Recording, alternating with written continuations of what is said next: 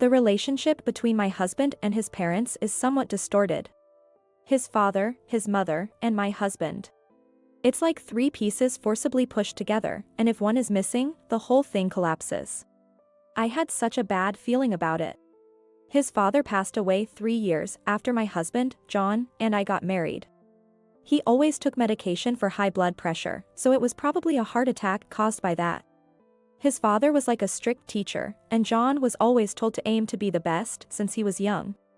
Being raised rather leniently by ordinary parents, I never experienced the kind of tension he faced. It's harsh to say, but it seemed like he was finally set free.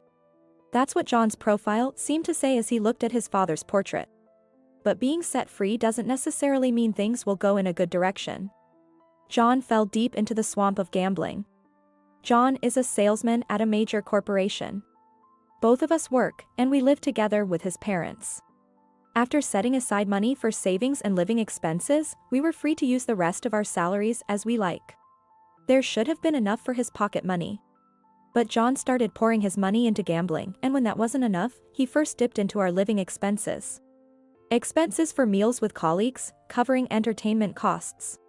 The reasons varied, but once he started lying, it was all downhill from there. I felt sorry for him. I read gambling addiction will improve if it is thoroughly managed by those around it. So, I tried every method I could think of for his rehabilitation. Abandoning someone you once loved is heart-wrenching. But in the end, when I said I would manage the household finances, he just yelled, "Are you kidding me? You're trying to take my money," and refused. I explained to him about gambling addiction, but he got furious, saying, "Are you treating me like a sick person? I just spend a little money to relieve stress." All I could do was warn him, but he said, "You're not my mother to nag me like that. Living expenses are necessary money for living, right? I need gambling," and he shamelessly began using the money. 3 months after his father's death, John started pouring his entire salary into gambling. My mother-in-law was completely unaware of John's situation. John never showed his bad side to mother-in-law. To him, she was the complete opposite of his father, always pampering and comforting him. He probably wanted to avoid being disliked by her at all costs. I think John makes excuses about his gambling because he feels guilty somewhere inside. So, who gets blamed? The answer is me, his wife. Mother-in-law never liked me to begin with. She doted on her only son John, pampering him because his father was strict. After hearing about my interference from John, mother-in-law lectured me, "Emily, I heard from John. You shouldn't always criticize what your husband does. A wife is supposed to support her husband. I'm his mother, so I know everything about John. He's sensitive. He's not the kind to say harsh words, but you make him say you're nagging. You're really the worst wife." Mother-in-law would say such mean things to my face. But gambling needs to be properly rehabilitated. Oh, you're making a big deal out of it. A little gambling here and there is just socializing for men, right? Instead of sticking your nose in too much, why don't you polish your housekeeping skills? I've checked your room occasionally, and it's a mess. Dust everywhere. What, you entered my room without permission? Is that why some of my clothes are missing? Oh, is that a problem? This house is mine now. Now that Dad's gone, I can do as I like. I should be thanked for throwing out the unnecessary stuff. Before I could argue back, mother-in-law left with a loud laugh. After his father's death, mother-in-law changed too. Her malice became more apparent, not just mean comments, but also rummaging through my room and throwing away my belongings. When I complained to John, he accused me, "Are you calling my mom a thief? You probably lost it yourself. Are you trying to use this as an excuse to ask me for stuff?" Instead of believing me, he just yelled at me. Why did I put up with such a man, just because we were married? This thought grew stronger every day. And finally, when I discovered John had dipped into our savings for the future, something in me snapped. Let's get a divorce. That was the only option. It was absurd to keep enduring this. But would John, who treated me like a free housekeeper, easily agree to a divorce? As I hesitated, unexpected help came my way. "Hey, Emily? I have a favor to ask," my mother-in-law said in a cajoling tone. "Would you divorce John?" Of course, it's sudden, so I'll pay you alimony. How about $50,000? Divorce with alimony? I thought I was dreaming, but a pinch on my leg confirmed it was real. I know you still have feelings for John. You always made me the bad one to get his attention. But you two are mismatched. John is tired of your nagging and lies. And the money you both saved, didn't you spend it on your own, even though you said it was for future kids? What? I was too stunned to speak. It seemed John had blamed his embezzlement on me. John is forgiving, so he's letting it go. Being called the worst wife by his own mother would look bad, right? So, $50,000 is hush money. I almost screamed that it was all John's lies. But then, an idea crossed my mind. It's distasteful, but if I keep quiet, I could get a divorce with alimony. If it's mother-in-law's suggestion, John wouldn't refuse it. Understood. I happily accept your offer.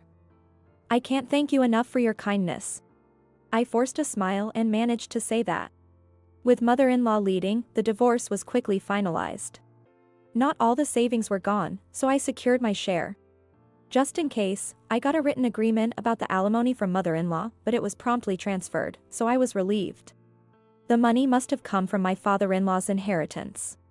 I rented a place near my office, living alone. With a coveted walk-in wardrobe and loft. The power of money is incredible. Thanks to renting a nice place, the treatment from John and mother-in-law faded from my memory quickly. Mother-in-law contacted me 5 months after the divorce. I realized I hadn't changed my phone number. As I fiddled with my phone, she pleaded. "Emily, please, help me." I was startled as she clung to me over the phone. "I regret kicking you out. Please, help me." Mother-in-law began explaining her situation. The whole reason my mother-in-law urged me to divorce in the first place was because John said, "I want to live just with you, Mom." John probably only told her about my nagging, keeping his gambling habit hidden. Mother-in-law, happy with her beloved son's words, didn't see his ulterior motive. After I left, John said, "You can trust me with the finances, put the house in my name." It was going to be his inheritance anyway. Mother-in-law agreed without hesitation. But that was her mistake. Once the house was in his name, John took out a mortgage against it. Mother-in-law found out about the situation just 2 days ago. A foreclosure notice from a financial institution arrived, and that's how everything came to light. When she confronted John, it turned out he had repeatedly missed repayments, and it had been over 3 months since the last one. It was all gambling debt. The inheritance from his father, the savings, his salary. She was astounded when John said he had spent all the available money. What sealed mother-in-law's fate was his callous remark, "Dad's inheritance should still have your share, right? With that, there won't be a foreclosure for a while." Mother-in-law replied that there was no such money left. It had gone towards my alimony and luxury goods. Then, an infuriated John yelled at her, "Why did you pay alimony to her behind my back? Give it back." $50,000, are you out of your mind? Eventually, mother-in-law contacted me, demanding I return the $50,000. Even if you ask me to return it now, it's a problem. I have a written agreement. There's no reason for me to return it. While talking, I remembered how mother-in-law had treated me and started feeling angry. Mother-in-law's humility ended there. How can you be so cold? When family desperately asks for help, you should naturally say yes, out of pity. You're really the worst person. Heartless. I repeatedly pointed out John's gambling habit and wanted to do something about it. You ignored it and laughed it off, calling me exaggerated. Who's the worst here? To talk about family now, really? That's because I didn't know. It couldn't be helped. If you had spoken up stronger, I would have listened. It's your fault. Do something about this. That selfish attitude, really like mother, like son. Weren't you the mother who knew everything? I didn't touch the savings, it was all your son's lies. You couldn't see through him, and that's your own doing. Now you're asking me to fix it? I'm just fed up. Thanks to you, we're strangers now. As I pressed on, mother-in-law fell silent. I'll claim the $50,000 was stolen by you. I'll sue you. I sighed heavily at her shallow thinking. With what you just said, it'll be obvious it's a false claim. I recorded this call, just in case. What did you say? It's a call from a mother-in-law who kicked me out, right? It's only natural to expect it to be nothing good. There's no way she could claim I stole it, especially with a written agreement. After I added that, mother-in-law completely shut up. Are we done here? Please resolve this with your beloved son. If I get another ridiculous call like this, I'll consult a lawyer and take it as far as necessary. Be prepared. With that emphasis, I hung up the phone. There were no more contacts from mother-in-law, but John did ask to get back together. Due to repeated delays in payment and eventually stopping altogether, the family home was auctioned off. The mother and son duo were evicted, and it turned out John had also borrowed money from several colleagues, which became known at the company. His sudden change of address and rumors of debt disrupted the company atmosphere, leading to his removal from the sales position, and his salary plummeted. Hey, come back to me. Mom and I can't make it on our own. Living in a small apartment with his mother, scrimping and saving, harassed by phone and email for repayment, he seemed to be under a lot of stress. I tried to help you. But you not only refused to do so, you yelled at me with terrible words. Who would want to go back to those days? Don't be ridiculous. You deserve what you're getting now. I wondered why I hadn't changed my phone number sooner. Yet, being able to say my piece to John at the end might have been a good thing, after all. The family changed after the father-in-law's absence. Maybe John's life, dominated by his father, was pitiable. But in the end, it was he himself who was liberated and corrupted. Will the crumbled pieces ever come back together? It's no longer my concern. My name is Karen Smith. I am a fledgling designer who works for a design agency and specializes in wedding dresses. Karen, bring the fabric I specified. Okay. And please order more fabric. Understood. Even though I'm a designer, I'm still doing menial tasks and spend my days sighing as I watch my seniors create dresses. I wish I could make beautiful dresses soon too. But as a newcomer, I don't get much design work yet. I need to become a pro fast. As I pump myself up, a senior next to me chuckles softly. What's so funny? It's just, you're so you. In response to the senior's words, the other seniors around us also start giggling. What do you mean, so me? It means you're working hard. Design needs to be unique, and you're fine just the way you are. The senior says, laughing and gently patting my head. I'm treated like a kid because I'm still new, but the office has a good working environment. However, the path to becoming a designer is still long. It's a challenging profession where, even with talent, finding opportunities to showcase it is difficult. No matter how hard I work, I'm not sure if I'll be rewarded. But I have a compelling reason to become a designer. Won't make the deadline, will I? After finishing work, I return to my apartment and gaze at the mannequin, head tilted. The mannequin is wearing a partially finished dress. Actually, I'm attending a wedding in a few months. The bride is the daughter of a famous bridal company's president and a designer at the company, and I'm making a wedding dress for her. She's an acquaintance who asked me personally to make a custom dress. It's a big wedding in the bridal industry. Naturally, dresses by famous designers are prepared, and she's planning several outfit changes, with my dress being one of them. I feel crushed with nervousness and anxiety at the thought of my unknown dress mixing with famous designers. I wonder if Chloe will like this dress. But when I imagine her wearing it, I can't help but smile. Chloe and I have a special bond. She chose me among many designers to design her dress for such an important occasion, and I want to make her happy no matter what. I'm determined to create a dress that suits Chloe perfectly. But there's another worry on my mind. It's about the designer she's marrying. In our not-so-large industry, both good and bad news spread quickly. And about that designer, despite his good work skills, he's known for being selfish, ignoring clients' requests, always missing deadlines, and being lax about contracts. I've never heard anything good about him. Regarding this marriage, I've heard it was decided after a dinner that was like a matchmaking date, where they liked each other, but rumors suggest it wasn't true love. Instead, it was because Chloe's wealthy parents aggressively pursued his also wealthy parents. All I hear are such stories. Is she really okay, marrying someone like that? Holding pure white lace in my hand, I let out my worries.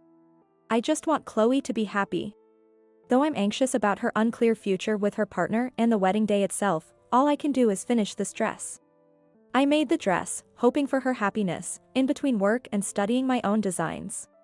Then, on the wedding day, wearing my favorite vintage dress and carrying the finished dress, I head to the bride's room. Wow. It's beautiful. Chloe, in her pure white wedding dress adorned with delicate lace and embroidery, looked at herself in the mirror and seemed truly happy. I'm so glad I asked you to make this. Sorry for making you wait until the last minute. No, it's more than I imagined. Thank you so much. I managed to complete the dress a week before the wedding and rushed to deliver it. Until today, I worried if she would like it, but seeing her spin around and show it off, I knew my efforts paid off. This dress won't look out of place among those designed by famous designers. One of my worries was gone. But the other still remained. I haven't seen the groom around. It's been over an hour since I arrived, and I haven't seen the groom even once. When I asked, Chloe just gave a wry smile. He's running late. What do you mean? The wedding is about to start, and one of the main characters, the groom, is missing. It can't be helped. He's the match my parents chose. Maybe he doesn't care about me. Chloe smiled sadly, and I felt sad realizing those rumors might be true. Even if you owe your parents, you don't have to marry someone you don't love, right? I suddenly spoke up, even though I hadn't asked about her situation before. I thought it was presumptuous of me, but I couldn't keep silent. Hesitantly, I spoke my mind, and Chloe seemed to understand how I felt. She smiled reassuringly. It's okay. I chose this. So, no regrets. I was at a loss for words at Chloe's response. I guess you've heard a lot of rumors, huh? Chloe continued to explain, seeing my silence. This marriage was somewhat like a political arrangement. Her father's bridal company had been underperforming for years, and this marriage was to cover the losses using the groom's family's wealth. It made me wonder if it's really what parents should do. But ultimately, I was the one who decided to marry. So, don't worry. Chloe smiled confidently, and I searched for the right words to say. Just then. Hey. Is Chloe here? The groom suddenly entered the room, without even knocking. He was wearing a tuxedo, but reeked of alcohol. Where have you been until now? Even Chloe, who had been cheerful until then, frowned at his state. Ah, I was celebrating until late last night. Huh? What's with that dress? The design isn't bad, but it looks kinda cheap. Weren't there better dresses? The groom, without any embarrassment, lifted the edge of the dress and commented, laughing. This was designed by Karen here. Don't say rude things. Huh? You're telling me I paid for this tacky dress? I can't believe it. When he realized I was the designer, he glared at me fiercely. Then, looking me up and down, he laughed mockingly at the dress I was wearing. What an old-fashioned dress. You're a designer, aren't you? How can you wear something so tacky? I was speechless at his incredibly rude remarks. Got something to say? If you have a problem, speak up. Apparently, my silence annoyed the groom, and he snapped at me. So, I cleared my throat, ready to respond. This is a vintage dress designed by Julia Smith. Is my grandmother's design that tacky to you? The moment I said that, the groom's face turned pale. Julia Smith, you mean the legendary designer? You're her granddaughter? Yes. My name is Karen Smith. By the way, Chloe's maiden name is also Smith, but you didn't know that, did you? Wait, what? Chloe is from the Smith family? No way. It's true. Karen and I are sisters. You know I was adopted, right? I was sent to my adoptive parents by our grandmother because they couldn't have children of their own. Chloe's calm voice left the groom speechless. Julia Smith, our grandmother, was a world-famous wedding dress designer. Chloe and I were separated when I was 10 and she was 8. We were too young to understand why Chloe had to live away from our family.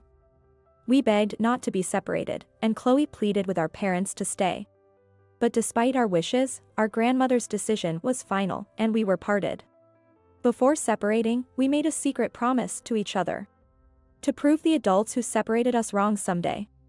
So, I pursued a career in design to become more famous than our grandmother, and Chloe, who was adopted, studied hard to eventually go to college to learn business management under the owner of a bridal company, which was once owned by our grandmother. That's ridiculous. Chloe let out a sigh, as if to drive the point home, looking at the confused groom. You have talent in design, but you lack knowledge. Our grandmother may have retired long ago, but she was a top-class designer in the world. Can't you recognize the dress of such a designer? You can't compensate for a lack of knowledge with talent alone, can you? No, this is. The groom tried to make an excuse, but Chloe, watching him, shook her head in disbelief. I've decided to call off this wedding. What? What are you talking about, Chloe? You insulted my sister and grandmother's dresses. I can't trust someone like you to revive our struggling company. The groom's eyes widened in shock, then he sneered defiantly. You say that, but if you call off the wedding, you'll be the one in trouble, right? Can your company survive without my family's support?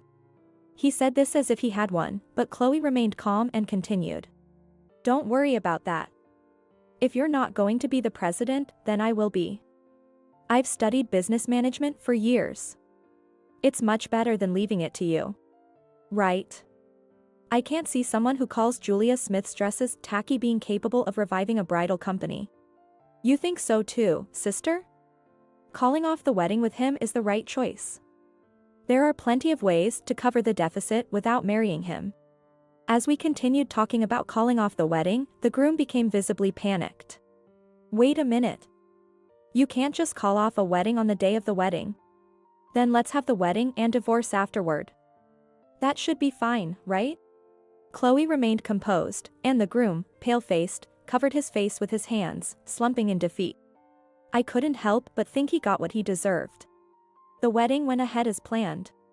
The groom apologized to me deeply, still looking pale. Chloe, wearing my dress, walked down the aisle with her head held high. She looked truly beautiful. I wondered if she would be okay. Still, I couldn't help but have these thoughts cross my mind. But seeing her like that, all my worries disappeared. Though I had no real reason, I was convinced she would be just fine. Several months passed.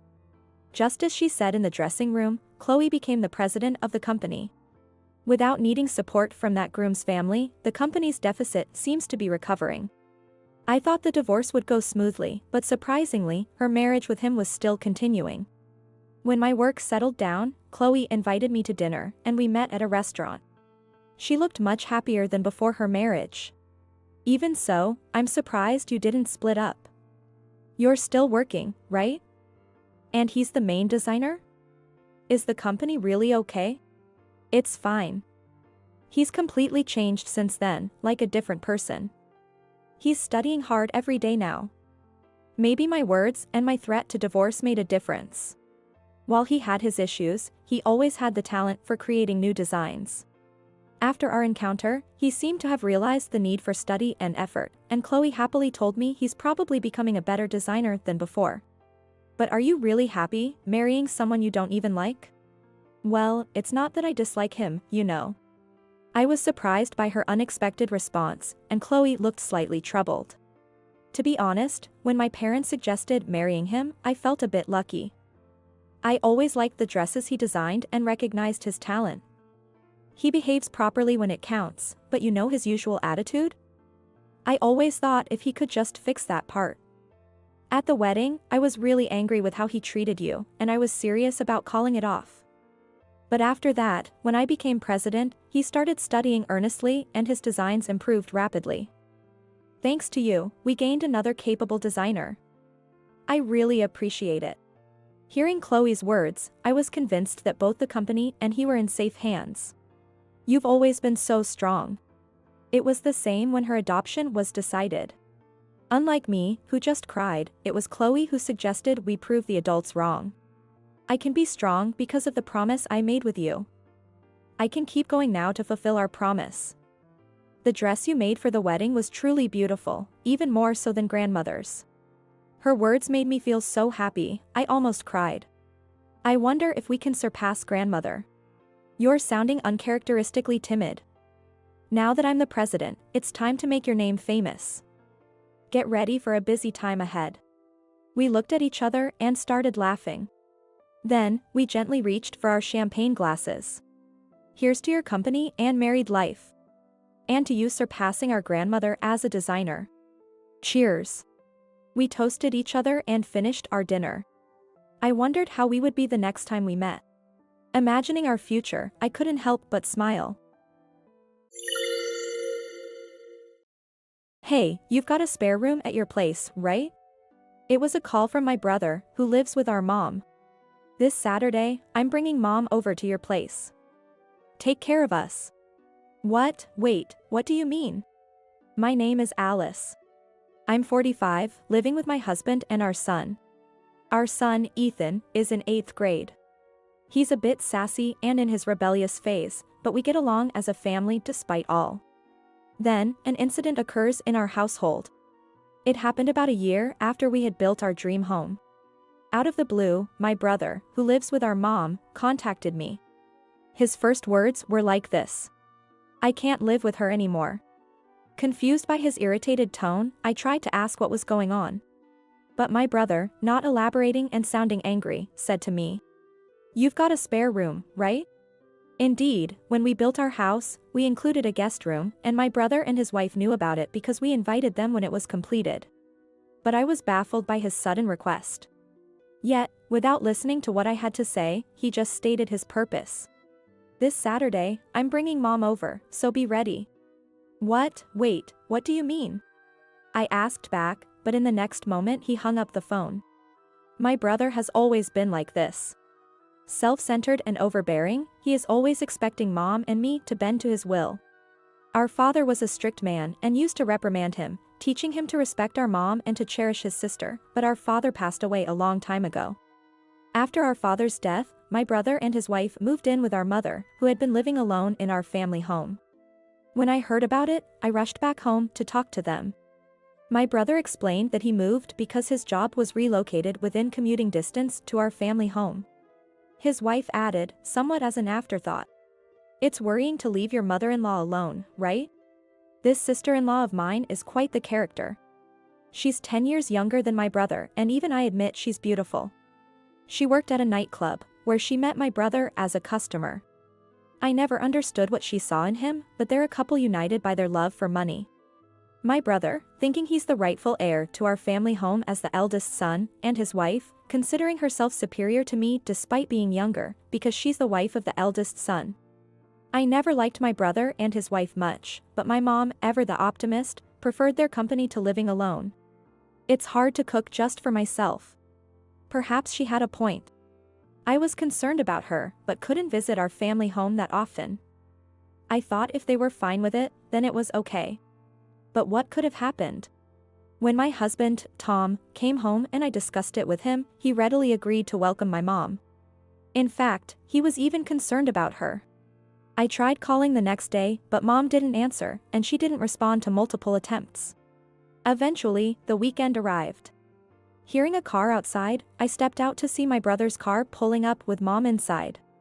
As I greeted them, mom got out of the car. My brother, after unloading her luggage, climbed back into the driver's seat. His wife, without even getting out of the passenger seat or greeting anyone, was busy with her phone.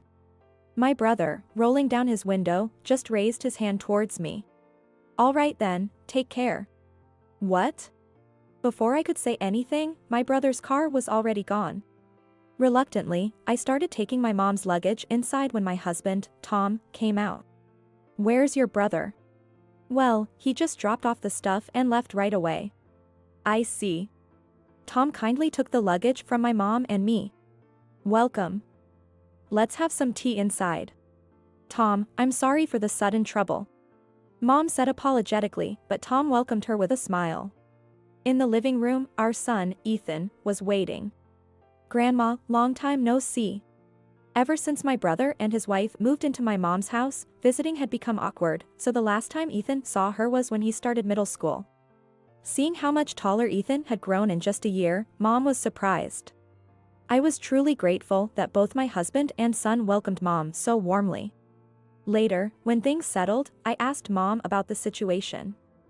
Apparently, my brother's wife had bluntly told her to leave.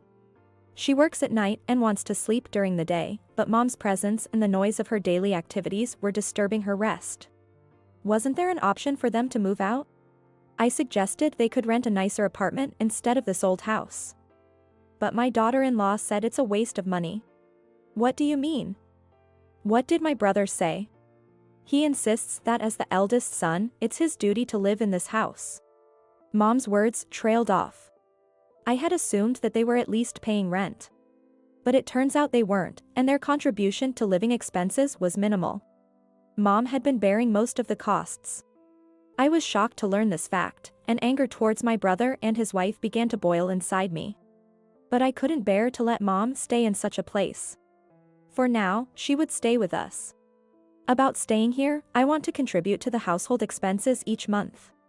To which Tom promptly replied, "We can't take money from family. Please don't worry about it." Tom lost his mother at a young age and grew up with just his dad, so he thinks of my mom as his own. But Mom wouldn't back down despite Tom's words. We were at an impasse, so I proposed a compromise. "How about you take care of dinner, Mom? That way, I can work a bit more at my part-time job, and it would really help me out." And so, our new life began. The next morning, I woke up to a familiar and comforting smell from the kitchen. The table was set with breakfast. I told her I could do it, but she laughed, saying she needed something to do to pass the time. Tom and Ethan woke up, surprised and delighted, and left for the day after enjoying breakfast. After they left, Mom said to me, feelingly, "Everyone says thank you and delicious, even thanks for the meal." Apparently, my brother and his wife took her cooking for granted, never showing gratitude or interest. And sometimes they would even leave without eating, being very picky about food. Mom, who was always cheerful and optimistic, had looked a bit down when she arrived yesterday, but she was quickly returning to her usual bright self. Since Mom's arrival, our home has been getting cleaner and cleaner. Just because it's a new house doesn't mean you can slack off. "It'll get dirty quickly." She'd say that, and every time I came back from work, something in the house would be sparkling clean. This made the whole family more conscious, and we started to keep our house cleaner. Our home became more comfortable since Mom came to stay with us. This new way of life continued for about a month, but one Sunday, my brother and his wife suddenly showed up at our house.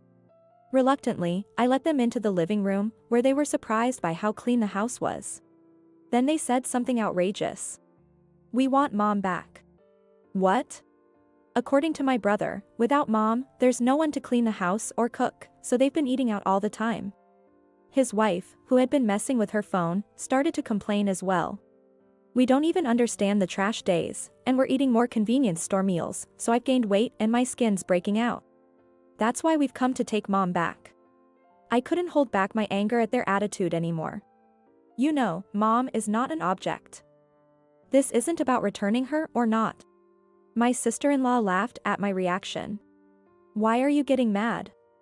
We're just here to pick up our mother-in-law, right? Don't be ridiculous. Mom's living here now and she's not going back. And you too, living in Mom's house without paying rent, need to start paying up. Why should we pay rent? As the eldest son's family, it's fine for us to live there, right? And you, a younger sister, lecturing me, the wife of the eldest son?" I got even more infuriated by her attitude. What's so great about being the wife of the eldest son? That house is my family home too. I don't want someone like you living there. What? I'm married to your brother, you know? If I hadn't, he would have been single forever. My sister-in-law then dropped a bombshell.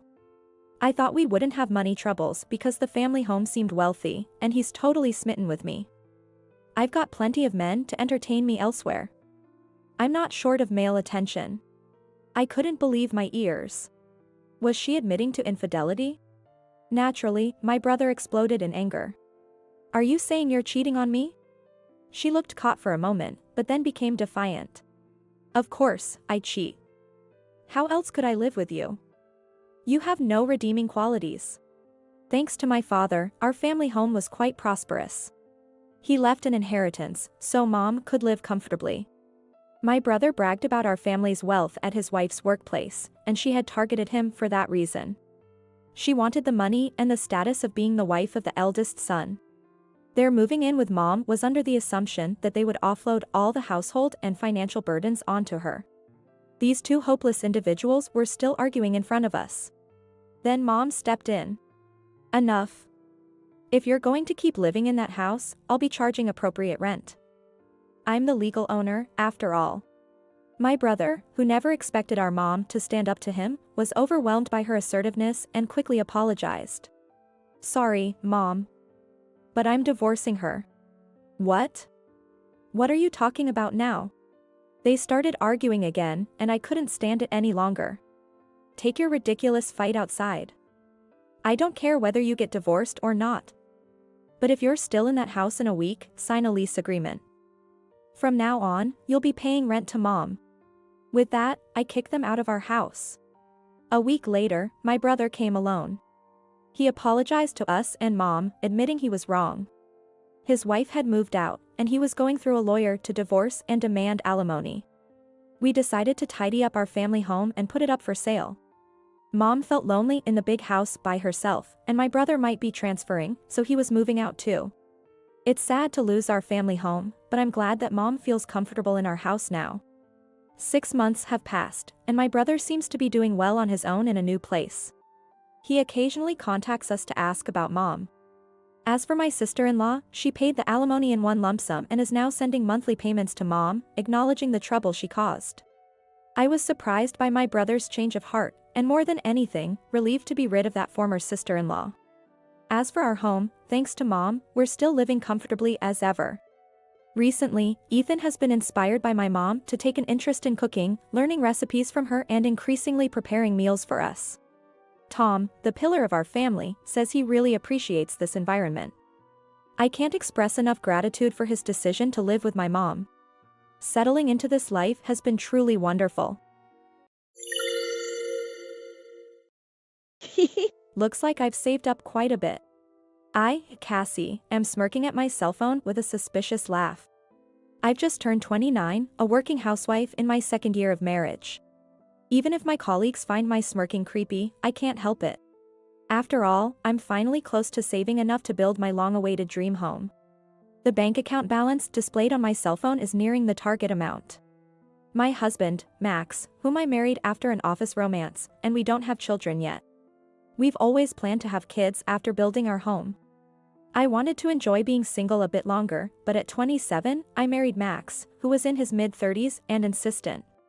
Working at the same place as my husband, albeit in different departments, is awkward. But changing jobs would definitely mean a lower salary. So, I've been persevering, and now I'm just a step away from buying our home. It's been a long journey. There are no particular issues between my husband and me, work is going well, and so is our savings. Living an ordinary life, working a regular job, and buying a plain home. Continuing such an average life is what I consider my greatest happiness. But life doesn't always go smoothly. For me, the biggest problem is my relationship with my in-laws. This is the most challenging aspect of my marriage. After finishing work, I return to our rented apartment. It's a bit cramped for two, but we're enduring it until we save enough for our home. The moment I open the front door and see those shoes, my fatigue instantly multiplies. They're here again today. I sigh heavily in my heart. I'm home. Oh, you're back. You're late today. The one who responded to my announcement of returning home wasn't my husband, Max. It was my mother-in-law, heavily seated on the sofa installed in our cramped apartment. Good evening. Do you always come home this late? Our in-laws live just 3 train stops away. Not too far, but uncomfortably close. That's why my mother-in-law often visits our home without considering the distance. Coming home this late, what about Max's dinner? It's always like this. No words of comfort for my late return from work, just complaints from my mother-in-law. I'm sorry, work was busy. I'll prepare something right away. Max has been home for a while now. Cassie, aren't you inefficient? Even though we work at the same company, Max's and my departments are entirely different. Max's department hardly ever has overtime. But, as a trade-off, the pay is lower.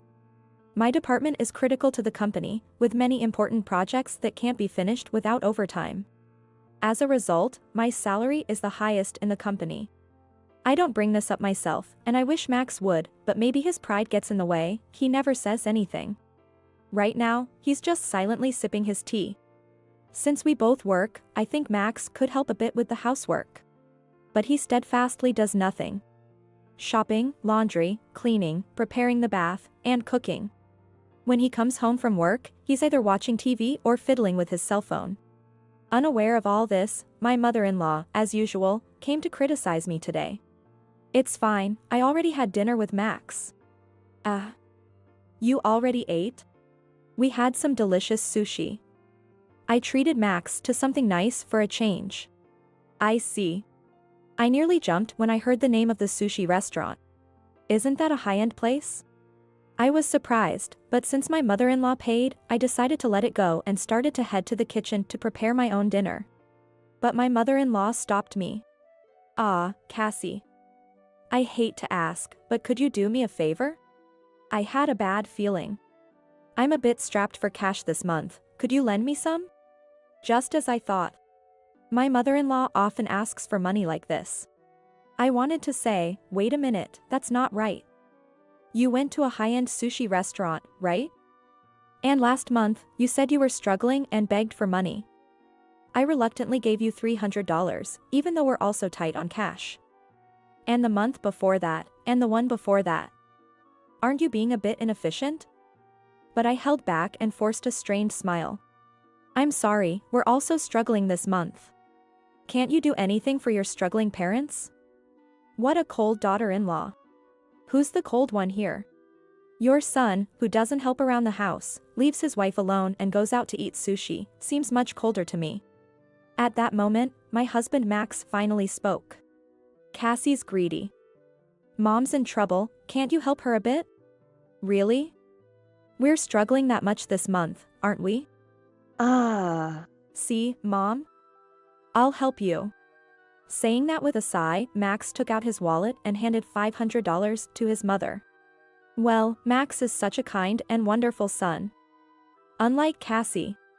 Stunned, I watched as my mother-in-law glared at me and then headed for the door. Thinking she was leaving, I felt relieved, but then she turned and glared at me again. Max, if you ever want to divorce your money-grubbing wife, you're always welcome to come back home. I'll think about it. With a loud bang, my mother-in-law closed the door and left. What do you mean by that? I turned around to find Max already lying on the sofa with his cell phone. I confronted him. Why did you give her $500? If we have that much spare cash, why not contribute to the household? I had a reason for saying this. While Max pays the rent for this apartment, that's all he does. I pay for utilities, communication, food, and miscellaneous expenses. Simply because Max refuses to contribute. What are you talking about? I pay the rent, don't I?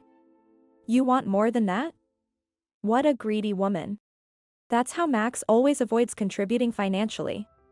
I'm paying for everything else, including the cell phone bill you're holding right now. It's only natural. You earn more than me. But I only make a little more than your salary. We're barely making ends meet with living expenses and savings. Oh. You have enough to save? Then you should be fine. Look. Max, reacting to my mention of savings, suddenly reached out his hand. What's with this hand? I gave my mother $500, and now I'm out of money. Give me some spending cash. What? You've got to be kidding. Despite keeping all his salary except for the rent, Max always claims to be short on money each month. He used to say, a man has to entertain and socialize, and I reluctantly gave in, but not today. Why should I pay for your and your mother's sushi? Why do I have to pay for that? It's a way of showing respect to parents. What about me? Neither my mother-in-law nor Max ever appreciates me. It's just a loss on my end. And what was that about considering divorce? That's exactly what it means. If you keep being so stingy, I might have to think about it. With that, Max locked himself in the bedroom. He even locked the door. In our small apartment, there aren't many rooms. With the bedroom locked, I had no choice but to sleep on the sofa. In these stressful days, my only comfort is looking at my bank account balance. After enduring another round of sarcasm and financial demands from my mother-in-law, I opened my cell phone before starting overtime at work. I logged into my savings account I've had since I was single. Almost enough for our dream home. That's what I thought until I saw something that made me freeze. What is this? I stood up with a crash, apologized to my boss, and rushed home. Max. Are you here? What's up? You're home early today. Max looked surprised. In front of him was an array of what clearly looked like high-end sushi. And he wasn't alone. Welcome home, Cassie. We're just visiting. Both in-laws were there. Not just my mother-in-law, but my father-in-law as well. I wondered what they were doing here. What are you all doing? We're eating sushi. Want some, Cassie? Sushi? Where did the money for this come from? Oh, we had some extra income. Extra income? As I pressed them, Max and the in-laws looked taken aback. I grabbed Max by the collar as if to not let him escape, and he reluctantly handed me something. It was the bank book for the account I had just checked online. I opened it quickly. I was speechless when I saw the transaction history. What is this? How did you withdraw this? Well, I just tried what I thought might be the PIN, and it worked. It worked out, huh? How dare you withdraw my money without permission? The money I had been saving diligently since my single days was withdrawn in a large amount. Furious and about to explode with anger at Max, who nonchalantly admitted to withdrawing the money without any remorse. Quiet down. We're married, aren't we? What's yours is mine. Don't joke around.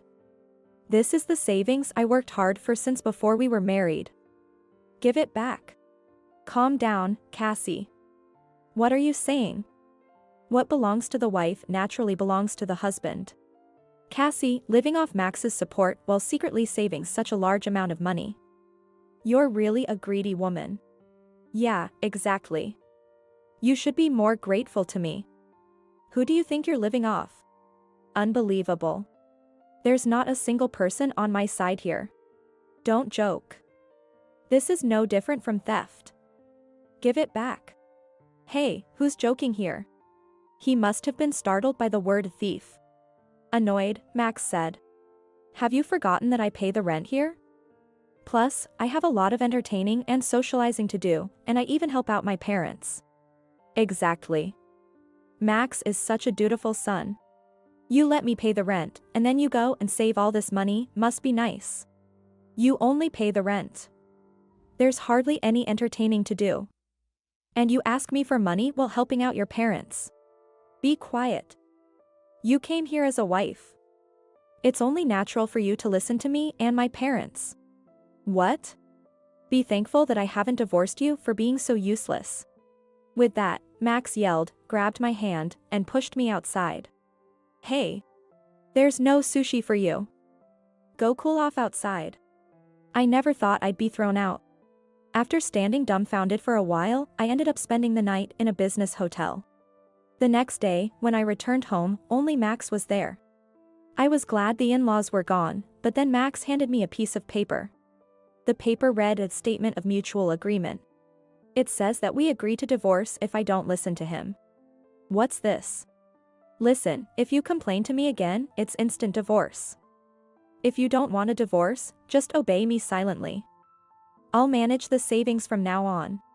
Saying that, Max flaunted the bank book. Then he got ready to leave. Where are you going? Out for a drink. What, you have a problem?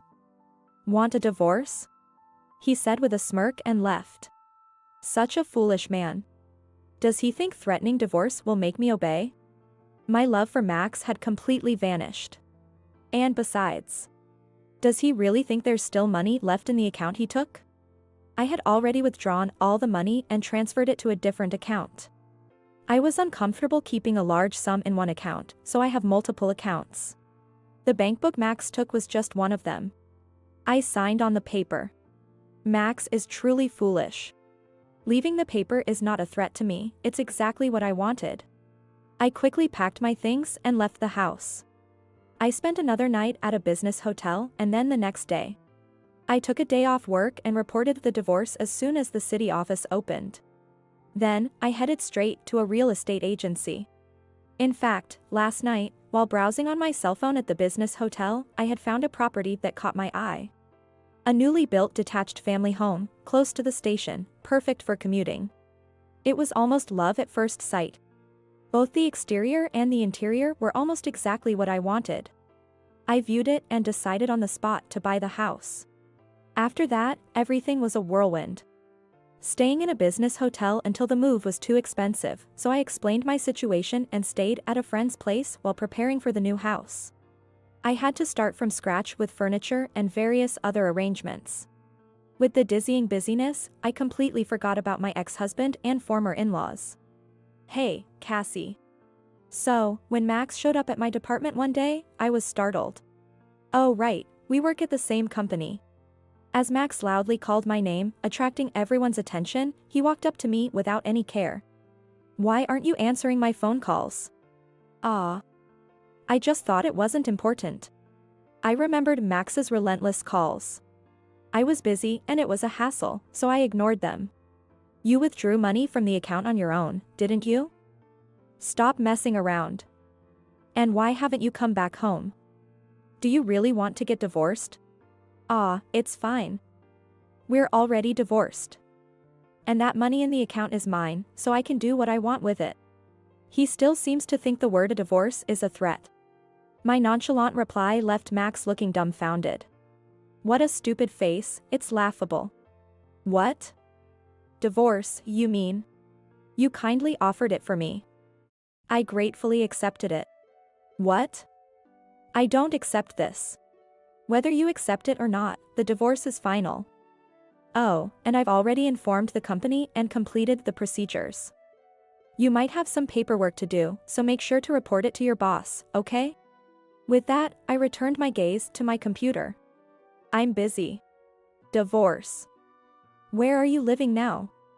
You left your stuff at the house. I took what I needed. I'm living comfortably with new things I bought. Don't worry. Where are you living? It's none of your business. This is a matter of privacy, so please don't pry any further. With that, Max fell silent. Eventually, feeling the eyes of my colleagues and boss on him, Max left the department without a word. Cassie's got it tough, my colleagues sympathized.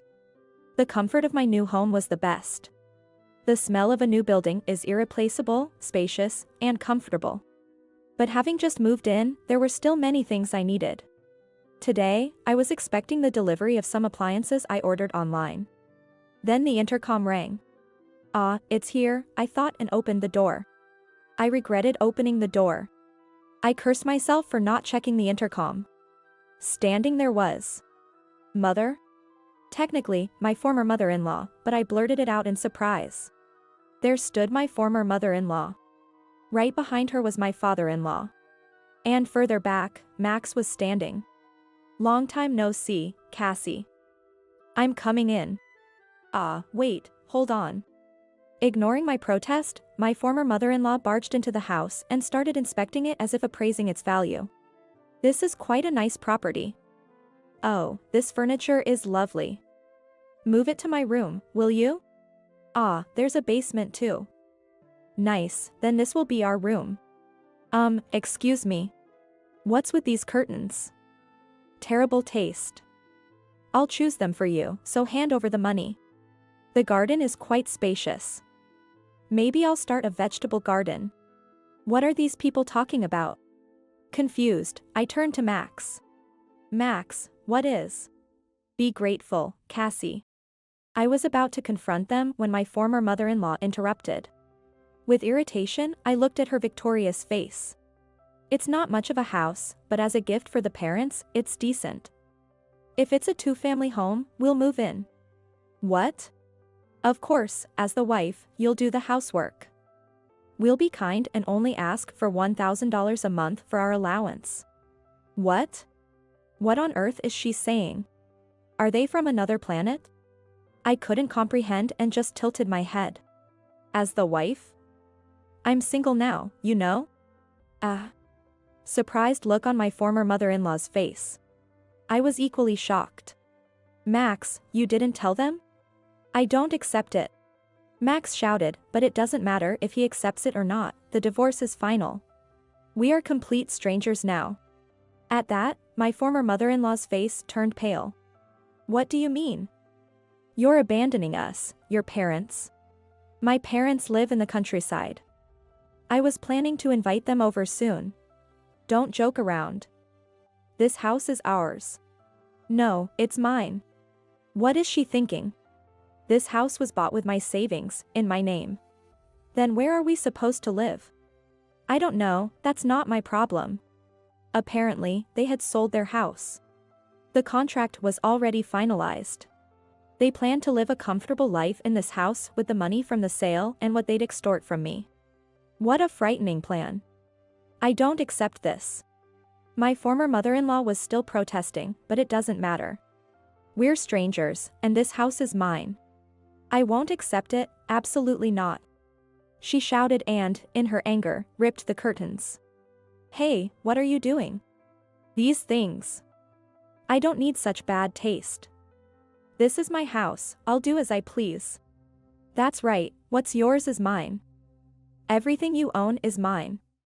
Listen, I don't accept this divorce, and both my parents and I are going to live here. Max shouted this out. Oh no. This is getting out of hand. I thought, and just then, finally, I heard sirens. I had secretly called the police when Max and my former mother-in-law barged into the house. Finally, the police arrived. What are you doing? We haven't done anything wrong. That's right, if anyone should be taken, it's this woman. The three of them were obstinately shouting at the police. Don't they understand that entering someone's house uninvited is trespassing, and destroying property is vandalism? After making a scene, they weren't arrested but were taken away by the police. What a tumultuous day it had been. After being released by the police, Max continued to come by, insisting on reconciliation and getting picked up by the police each time. He even followed me at work, so after consulting with my boss, George, he received a stern warning. Misusing his wife's savings and assaulting her new home. As these actions became the talk of the office, Max was looked down upon by everyone, leading to an uncomfortable working environment and his resignation. Seemingly affected mentally, he found it hard to get re-employed. My former in-laws, having sold their house, took the money and moved into the cheap apartment where Max and I had lived. It was an old, poorly maintained place, so it wouldn't have fetched much money. The three of them will likely live there modestly with that money. Finally free from it all, I'm enjoying a comfortable life in my own home. I offered to have my parents from the countryside live with me, but they aren't ready to move yet, so for now, I'm enjoying living alone. Maybe I'll remarry if I find the right person, but for now, I'm good. For starters, I want to get a dog, something I couldn't do in the apartment. I also want to try gardening and host home parties with friends. Looking at the blue sky through the window, I think about all the things I couldn't do before and how I want to enjoy my life from now on.